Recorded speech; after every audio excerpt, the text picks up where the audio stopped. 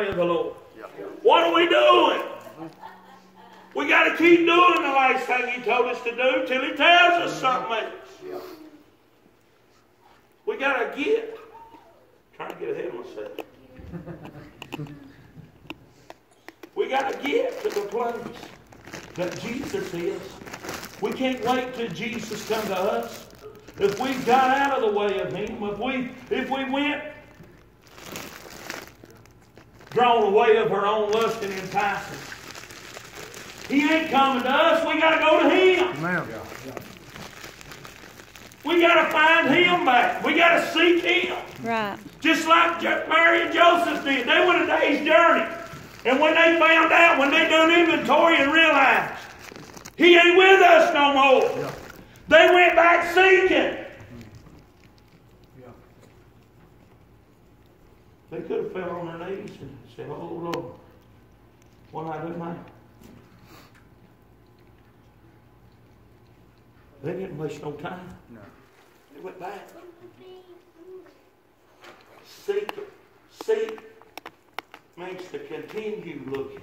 Yeah. They didn't quit. They didn't just go back to the last place they saw Him and say, "Well, He ain't there no more." They continued. Right. He ain't like an old coon dog. Whenever you leave that coon dog, you just stole a leash out or a jacket out, and he come back and lay on it. That's where you find him at. That ain't. We seek till we find Him. Yeah. It may not be in the same place. I hear a lot of people say, that's when it's phrased, that I like to be back in the place that I used to be. Yeah. I like to be right back in the place I used to be. I'd like to be on fire for God like I used to be. I hear another preacher say, I'm giving preachers a lot of credit today, but it was led of the Lord, or he wouldn't have said. He said, I don't want to be in the place that I used to be because I was too weak to stand, and I was drawn away. So what I want to be is better than I used to be. Yeah. I want to be closer than I used to be. I want to be stronger than I used to be, because what I used to be was weak and drawn away. Amen. I wasn't where I thought I was. I don't want to be in the place that I thought that I was something that I wasn't. I want to be something that can be used of God. I want to be in the place that God can use me. That I don't want to be in the place where the world. If I was drawn away, I was too weak to start with. Yeah. I want to be strong enough that I can stand. I want to be strong enough that I can overcome. But if we tarry without Jesus, we ain't going to be strong enough. Right. If we're tarrying without Jesus, we're going to be weak. We ain't going to have the strength of the Lord with us. We got to get led of the Lord. We got to start doing some inventory. Yeah. And the only one can do inventory in your life is you. If you're not being led by Jesus, you need to start looking back. You need to start seeking, going back, because you're off the right path. You got off of the narrow path, and you got on that broad path. You need to go back and seek out that old path and walk therein. Yeah. Because we've got off of it and we've lost it. We've lost our way because we're drawn away with our own lust and enticing. In verse 46 says, and it came to pass that after 3 days they found Him in the temple, sitting in the midst of the doctors, both hearing them and asking them questions. Oh, He was hungry for the Word. He was wanting to know what Scripture said. He was waxing and growing strong in the Lord. He wasn't just settling with the information they was giving him. He wanted to know more. I want to know more. Give me more. Ain't you ever heard that? You don't never know until you ask. He was asking. But I want you to look. They went a day's journey. So they realized Jesus wasn't with them. They turned around and came back a day's journey. And it took them a day to find Him. 3 days. Because after 3 days they found Him. Yeah. And he was in the temple. He was hungry for the Word of God. He was looking, seeking after God.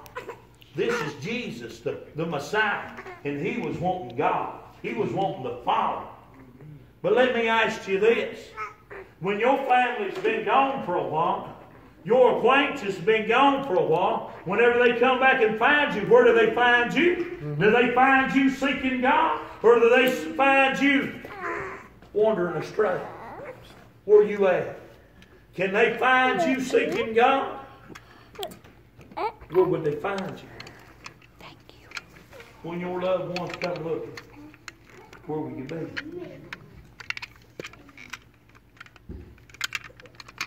Where will you be? Verse 47 says, all that heard him were astonished at his understanding and answers. They couldn't believe this 12-year-old boy had that much information. When you seek God, God delivers. When you seek for wisdom and strength, God delivers. When you seek for knowledge, He gives it to you. He gives you the desires of your heart. Do you desire to get closer to God? Do you desire to have Jesus? More Jesus. More Jesus. If we desire to have more Jesus, Jesus said, in the beginning was the Word. And the Word was with God, and the Word was God. And the Word was made flesh and dwelt among us. And Jesus said, behold, I come to you in the volume of a book. But if you want Jesus, get the Word. You want more Jesus, get more Word. Get more Word of God. You want answers? Look in the Word. You want deliverance? Look in the Word. You want strength? Look in the Word. The Word was God. The Word is God. He lives in you through the Word. The more Word you got in you, the more God you got in you. The more Jesus you got in you. How bad do you want it? Are you asking questions? Are you seeking God?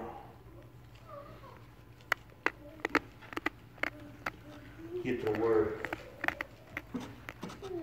And when they saw him, they were amazed. And his mother said unto him, Son, why hast thou thus dealt with us?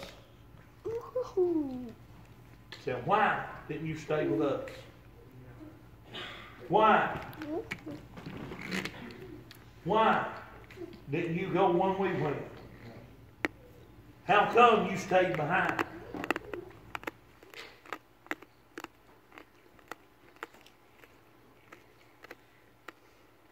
Behold, thy father and I have sought thee sorely.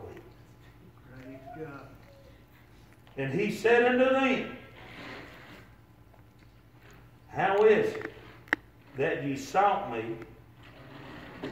Wist ye not that I must be about the Father's business?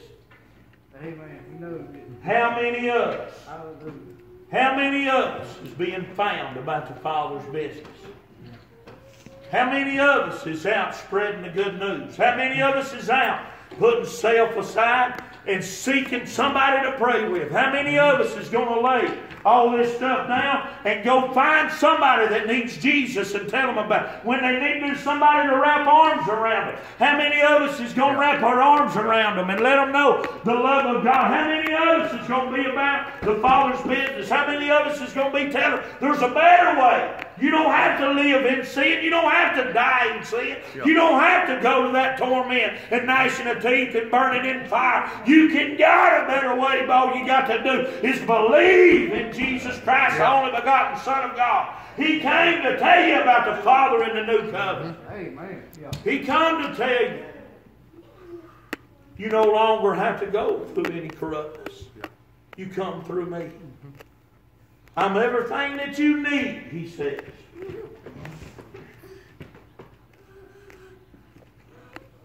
If we know it, we can tell it. Mm-hmm. If we experience it, we can tell it. Some of us might need to be told. Some of us might need to be shown. Some of us need to get about the Father's business. Even when the congregation goes one way, and God says, I told you to go here. We got to not worry about what the congregation says and be about the Father's business.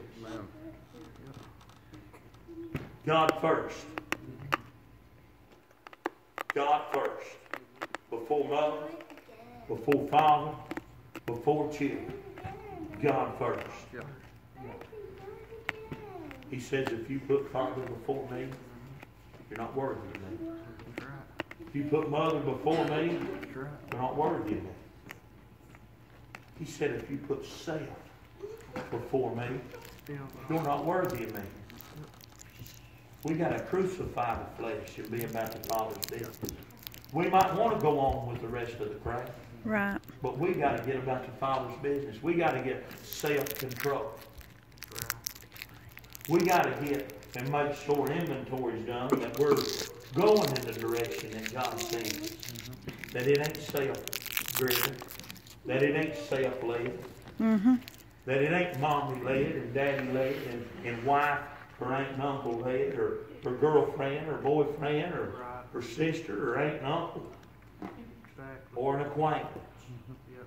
It's got to be God-led. If it's not God-led, it's useless.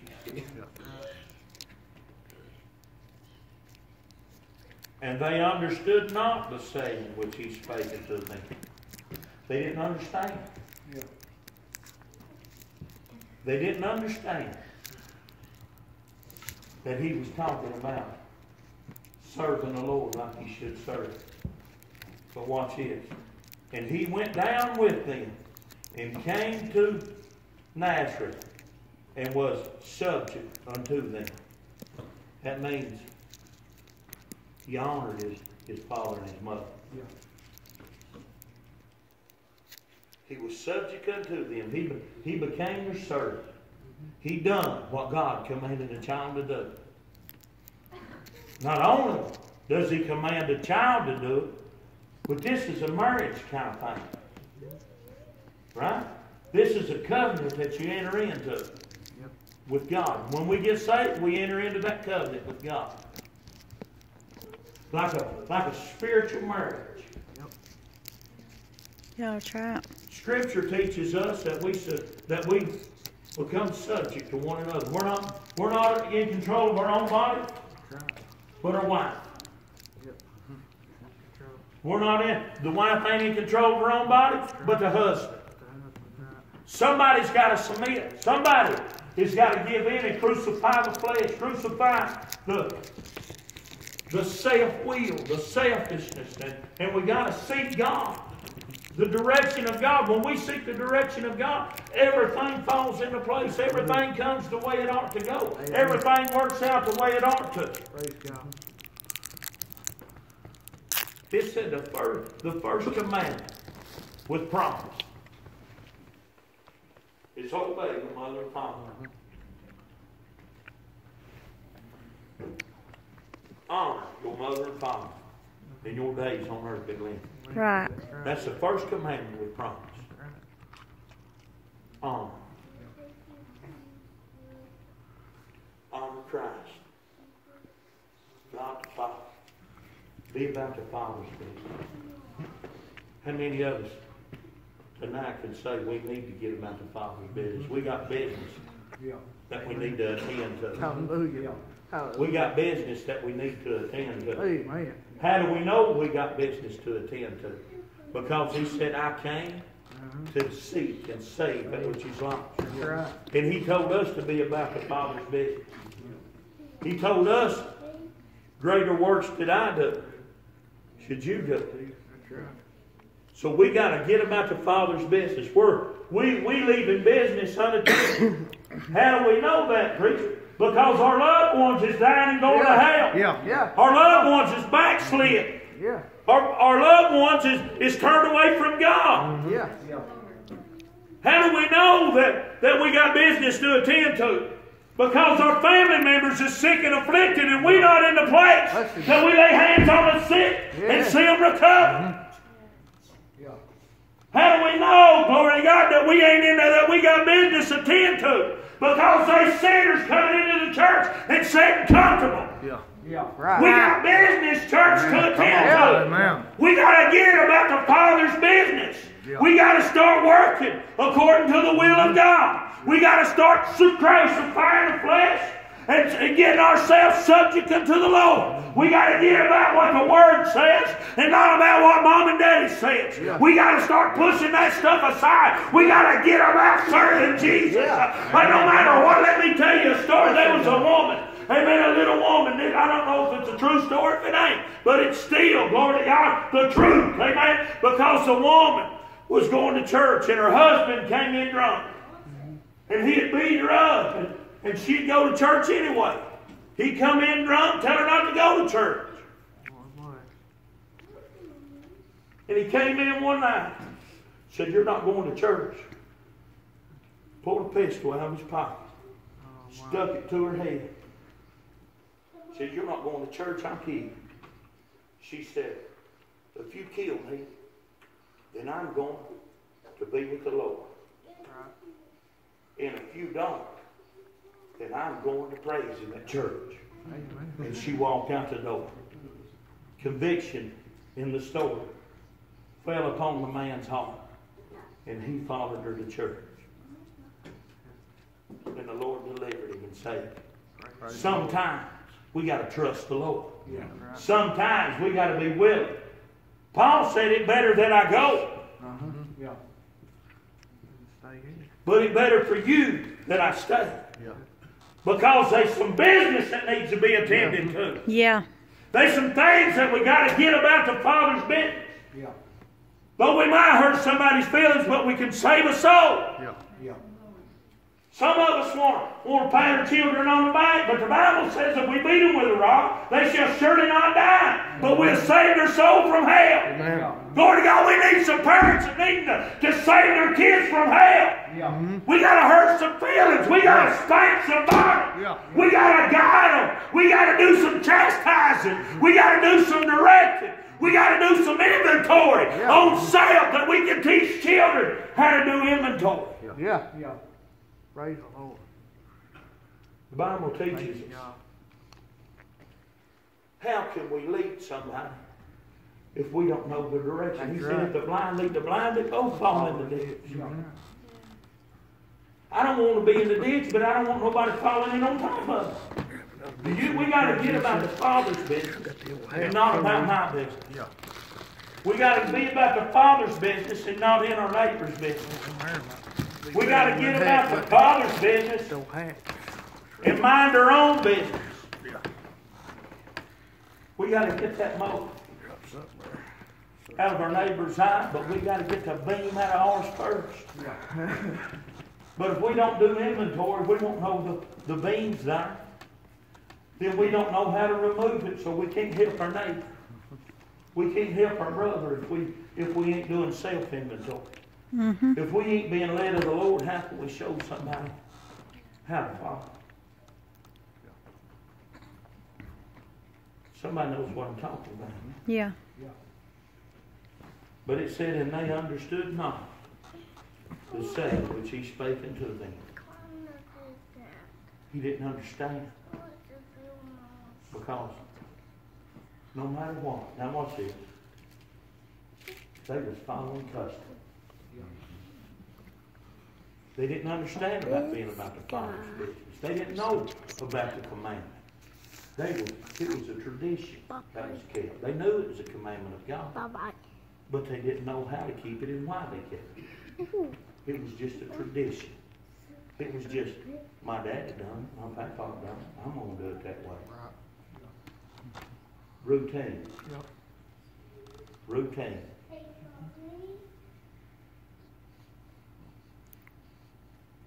Routine. They trained to do it that way. They knew where they was going. They knew what they was doing. They knew what they done when they got there. They knew where they was going when they left. It was so routine, they didn't do inventory on where Jesus was. How many of us has fell into a routine? How many of us? It's a routine. What is church? Church is a body of Christ. When we're a body of Christ, we're a representative of Christ. We're ambassadors for Christ, right? Are we ambassadors? Are we doing the work of Christ? Are we representing Christ to the world? Are we? Or are we just routine? Sometimes we might need to change what we call service. I've said this before. We call Sunday school. So we come in and learn. We call Sunday evening worship service. Who comes and worships? Or just who comes to be blessed? When we come to a worship service, are you coming to worship or are you just showing up for routine? You just showing up because that's all I know to do. That's what I've been shown to do. That's why we sit in church with our children supposing that they're going to be all right when we're just teaching them routine. We ain't teaching them praise and worship. We ain't teaching them morning prayer lives. We ain't teaching them the guidance of the Lord, how to seek the face of God. We're teaching them routine. It's church time. We better get time. Make sure your shirt's on straight, tucked in, and your hair's combed right. That's what church is about. We got business that needs to be attended. We got praise that needs to be given. He says he inhabits the praise of his children. Are we praising him enough that we can feel his presence? Or are we just sit in routine? We've come to a custom instead of praise and worship. Amen. Amen. We need to get to attendance and business of the Lord. Amen. They sang a song. I'm on business for the kingdom. Are we just going through the motions? Are we on business for the kingdom?